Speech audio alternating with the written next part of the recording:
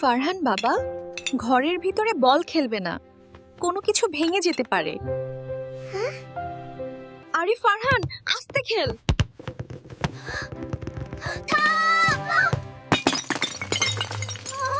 ওহ না, আমার প্রিয় ফুলদানিটা কে ভাঙলো? মা, আমি জানি না, মনে হয় মিঠু পাখি ওটা ফেলে দিয়েছে।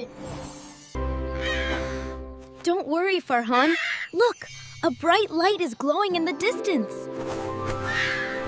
তুমি কি মন খারাপ করে আছো ছোট্ট বন্ধু? তোমার কি হয়েছে আমাকে বলতে পারো কা?